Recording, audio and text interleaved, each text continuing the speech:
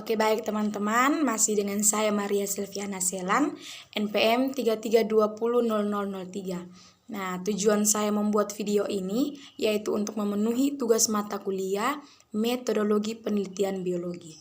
Nah, di video kali ini kita masih melanjutkan membahas tentang sebuah buku metode penelitian, namun kita akan lanjut membahas pada bab yang berikut itu. Bab 6, bab 7, dan bab 8, di mana kita akan membahas tentang desain penelitian, instrumen penelitian, dan juga analisis data penelitian. Nah, yang pertama itu kita lihat tentang desain penelitian. Nah, ada beberapa pengertian desain riset menurut beberapa ahli, yaitu antara lain yang pertama, menurut Carlina pada tahun 2015 mengatakan bahwa desain riset merupakan langkah utama dalam membagikan arah pada permasalahan riset. Yang kedua, desain riset merupakan rencana totalitas yang berkaitan dengan aspek desain lengkap dari tipe riset, pendekatan pengumpulan informasi, desain eksperimental, serta pendekatan statistik buat ilustrasi informasi. Nah, pendapat ini menurut Surya Dharma pada tahun 2008. Nah, yang ketiga, Juliansa mengemukakan bahwa desain penelitian dibagi ke dalam dua bagian, yaitu yang pertama menyeluruh, yaitu semua proses pasti dibutuhkan mulai dari tahap perencanaan hingga pelaksanaan riset.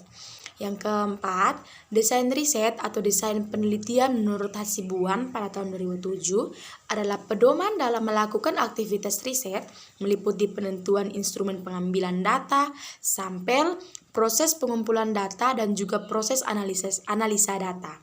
Nah, desain penelitian ini dijelaskan Hasibuan dalam beberapa jenis, yaitu yang pertama ada riset eksperimental, yang kedua ada kuasi eksperimental, ada casual comparative research, ada correlation research, ada survey research, ada action research, ada historical research, ada ethnographic research, dan ada case studies research. Nah, kita lihat yang berikut adalah itu ada pendekatan desain penelitian. Nah, riset dengan rancangan kuantitatif sudah dikenal serta digunakan oleh periset sejak lama dalam bidang riset. Oleh sebab itu, riset kuantitatif diketahui sebagai riset tradisional. Tidak hanya diketahui sebagai tata cara riset yang sudah type of research, design, casual, comparative, experimental, ethnographic, historical, action research, survey. Penelitian kuantitatif juga diketahui memakai logika positivistik. Nah, logika positivis ini menguasai kenyataan ataupun fenomena sebagai sesuatu yang bisa diklasifikasikan, diparsialkan, konkret, bisa diamati, bisa diukur, serta pada biasanya bertabiat kausalitas dan hasilnya bisa digeneralisasikan. Nah, dikarenakan memegang prinsip yang biasa digeneralisasikan, sehingga riset ini biasanya memakai populasi ataupun ilustrasi yang representatif.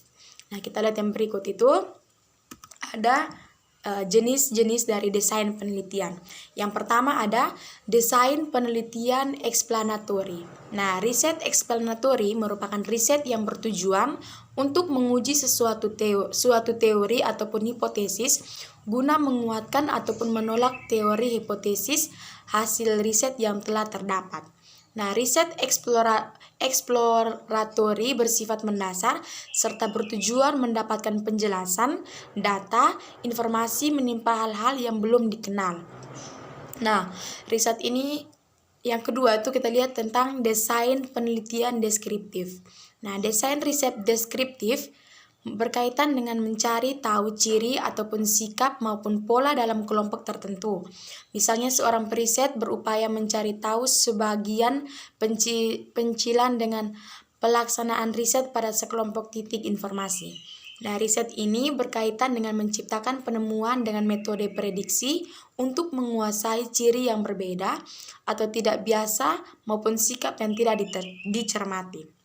Nah, yang ketiga ada desain penelitian di diagnostik. Nah, riset diagnostik berkaitan dengan mencari tahu asosiasi, lebih khusus berupaya merumuskan dengan penemuan yang membangun ikatan. Kita bisa mengatakan selaku aspek yang terdapat serta sudah menuju ke aspek lain. Yang berikut itu ada desain penelitian eksperimental. Nah, experimental research atau riset eksperimental untuk menunjukkan gambaran riset ini dapat dilakukan pada dua kelompok. Kelompok satu tidak diberi perlakuan apapun, kelompok ini disebut kontrol. Nah, adapun pada kelompok kedua diberikan perlakuan atau treatment. Nah, beberapa faktor yang terkait dengan desain penelitian jenis ini yaitu ada independent variable, dependent variable, experimental condition atau group, ada control condition atau group, ada confounding variable, uncontrolled variable. Nah, ini menurut Setia pada tahun 2014. Nah, yang kelima ada desain penelitian eksplorasi. Nah, contoh dari permasalahan ini yaitu terdapat hotel yang khas, salah satu kesukaan kamu, serta kamu kerap mendatangi hotel itu.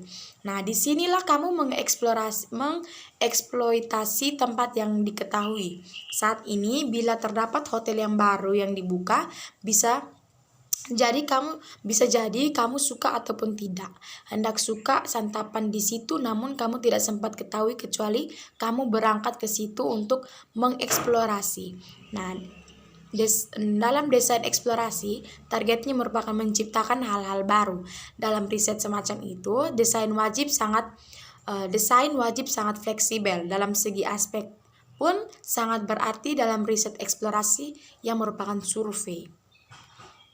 Nah, kita lihat yang berikut itu. Kita masuk pada yang berikut, ada instrumen penelitian. Nah, yang pertama, pembahasan tentang instrumentasi dalam penelitian berarti membahas tentang data, karena data mempunyai kedudukan penting dalam penelitian. Data merupakan penggambaran variabel yang diteliti dan juga berfungsi sebagai alat untuk menguji hipotesis. Kebenaran suatu data lebih banyak tergantung dari benar tidaknya instrumen penelitian yang digunakan untuk mengumpulkan data. Nah, sementara kualitas hasil penelitian sangat ditentukan oleh benar tidaknya suatu data. Nah, menurut J. Supratno, pada dasarnya bahwa data tersebut sebagai alat pengambilan keputusan atau pemecah permasalahan itu harus secara tepat dan benar. Data yang baik adalah data dapat dipercaya kebenarannya atau reliable, tepat waktu, dan mencakup ruang yang luas, serta dapat memberikan gambaran jelas atau untuk menarik benang merahnya tentang suatu masalah serta menyeluruh, sistematis, dan komprehensif. Nah, pendapat ini juga menurut Ruslan pada tahun 2003. Yang kedua, kita lihat macam-macam data penelitian. Nah, yang pertama itu ada data kualitatif dan juga data kuantitatif. Nah, data kualitatif merupakan data yang berbentuk kata, kalimat, gerak tubuh, ekspresi wajah, bagan, gambar, dan foto. Sedangkan data kuantitatif merupakan data yang berbentuk angka atau kualitatif yang diangkakan. Nah, data kualitatif dan kuantitatif itu dibedakan menjadi dua. Yang pertama kita lihat untuk data kualitatif itu dibedakan menjadi dua. Yang pertama, data kualitatif empiris. Nah, data kualitatif empiris adalah data sebagaimana adanya atau tidak diberi makna. Peneliti melihat seseorang pegawai memakai baju merah atau baju hitam lalu dilaporkan sebagaimana adanya. Nah, teman-teman, yang kedua kita lihat data kualitatif bermakna. Nah, data kualitatif bermakna adalah data di balik fakta yang tampak. Nah, contohnya itu seseorang memakai baju hitam dapat diberi makna macam-macam. Misalnya sedang pulang dari takziah, merupakan seragam anggota kelompok tertentu, atau karena kesenangannya memakai baju berwarna hitam. Nah, untuk data kuantitatif itu juga dibedakan menjadi dua. Yang pertama itu ada data diskrit. Nah, data diskrit ini sering juga disebut sebagai data nominal, yang berarti yang berarti data satu sama lain terpisah, tidak dalam satu garis atau kontinum. Nah, data ini diperoleh dari hasil menghitung atau membilang.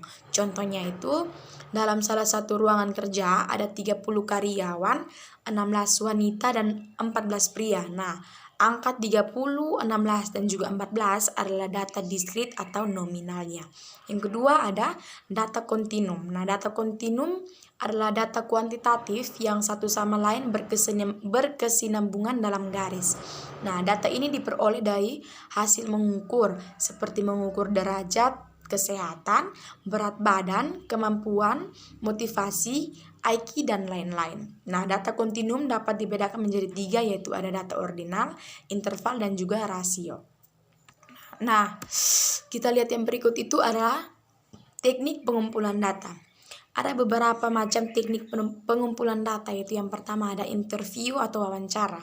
Nah, wawancara digunakan sebagai teknik pengumpulan data apabila peneliti ingin melakukan studi pendahuluan untuk menemukan permasalahan yang harus diteliti, dan juga apabila peneliti ingin mengetahui hal-hal dari responden yang lebih mendalam dan jumlah respondennya sedikit atau kecil.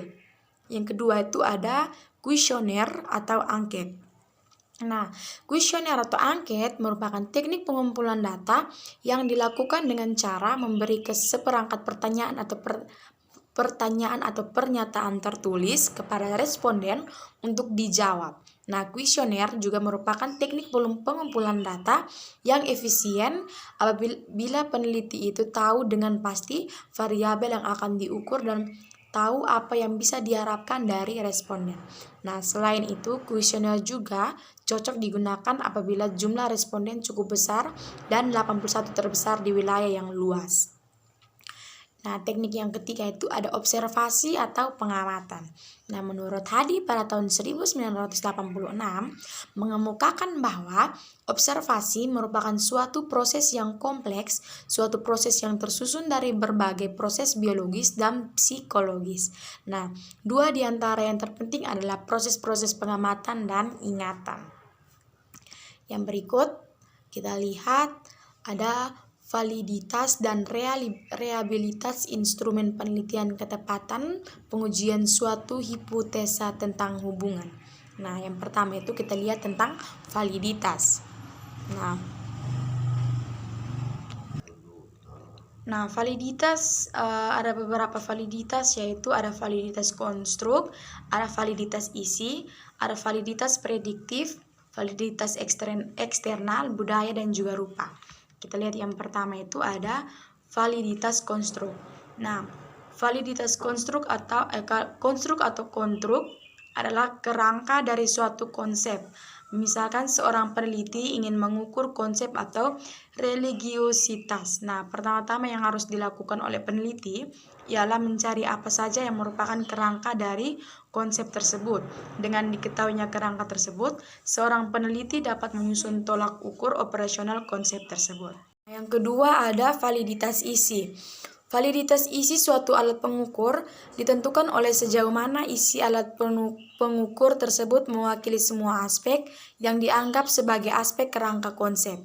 Ya, misalkan seorang peneliti ingin mengukur tingkat religiositas suatu masyarakat dengan menggunakan konsep Glock and Stark seperti yang diterangkan di atas. Nah, jika di dalam penyusun kuesioner peneliti hanya memasukkan 3 aspek saja dari 5 aspek yang merupakan kerangka konsep untuk mengukur tingkat religiositas, maka alat kuesioner yang disusun tidak memiliki validitas isi yang tinggi. Nah, yang ketiga ada validitas prediktif. Alat pengukur yang dibuat oleh peneliti seringkali dimaksudkan untuk memprediksi apa yang akan terjadi di masa yang akan datang. Contoh alat pengukur yang demikian adalah ujian seleksi masuk ke perguruan tinggi. Ujian masuk tersebut adalah upaya untuk memprediksi apa yang terjadi di masa yang akan datang. Peserta yang lulus ujian dengan nilai baik diprediksikan akan dapat mengikuti pelajaran di perguruan tinggi dengan sukses. Yang keempat ada validitas eksternal. Nah, dalam dunia penelitian sosial sudah cukup banyak alat pengukur yang diciptakan oleh para peneliti untuk mengukur gejala sosial, dan alat pengukur tersebut sudah dimiliki validitas. Sebagai contoh misalnya skala pengukur motivasi untuk berprestasi yang diciptakan oleh Mehrabian. Nah, para peneliti di Amerika Serikat banyak memakai skala pengukur tersebut karena dianggap sudah teruji validitasnya. Di Indonesia, alat ini sudah diteliti dan ternyata memiliki validitas yang cukup tinggi. Nah, yang kelima ada validitas budaya. Nah, selain jenis-jenis validitas yang dikemukakan di atas, ada lagi jenis validitas yang perlu diperhatikan, yaitu validitas antar budaya. Nah, validitas ini penting bagi peneliti di negara yang suku bangsanya sangat bervariasi. Selain itu, peneliti yang dilakukan sekaligus di beberapa negara dengan alat ukur yang sama juga menghadapi problem validitas budaya. Kedua itu kita lihat tentang reliabilitas. Nah, reliabilitas adalah indeks yang menunjukkan sejauh mana suatu alat pengukur dapat dipercaya atau dapat diandalkan. Bila suatu alat pengukur dapat dipakai 2 kali untuk mengukur gejala yang sama dan hasil pengukuran yang diperoleh relatif konsisten, maka alat pengukur tersebut reliable. Nah, dengan kata lain, reliabilitas menunjukkan konsistensi suatu alat pengukur di dalam mengukur gejala yang sama. Nah, yang berikut itu kita lihat tentang analisis data penelitian. Nah, analisis data merupakan proses untuk memeriksa data, mengubah data, membersihkan data, dan membuat pemodelan data untuk menghasilkan informasi yang dapat memberikan petunjuk dan cara untuk peneliti mengambil sebuah keputusan terhadap permasalahan penelitian yang sedang diteliti. Nah, berikut ini ada pengertian analisis data menurut beberapa ahli, yaitu kita lihat yang pertama itu menurut Bogdan dan Taylor pada tahun 1975, analisis data adalah proses menemukan ide dan rumusan masalah untuk memberikan bantuan terhadap ide dan teori yang diambil. Yang kedua, menurut Patton pada tahun 1980, analisis data adalah proses mengorganisir dan data dalam sebuah kategori dalam persatuan uraian dasar. Yang ketiga ada menurut Lexi J. Moleong pada tahun 2000, analisis data adalah proses mengurutkan data ke dalam kategori dan pola sehingga dapat menghasilkan ide serta merumuskan hipotesis sebagai syarat data. Yang kedua itu kita lihat tentang teknik analisis data. Yang pertama ada pengolahan data. Nah, langkah awal dari analisis data adalah pengolahan data, di mana ini dilakukan untuk menyederhanakan data awal penelitian sehingga data yang dimiliki lebih mudah dipahami sehingga lebih siap dilakukan analisa.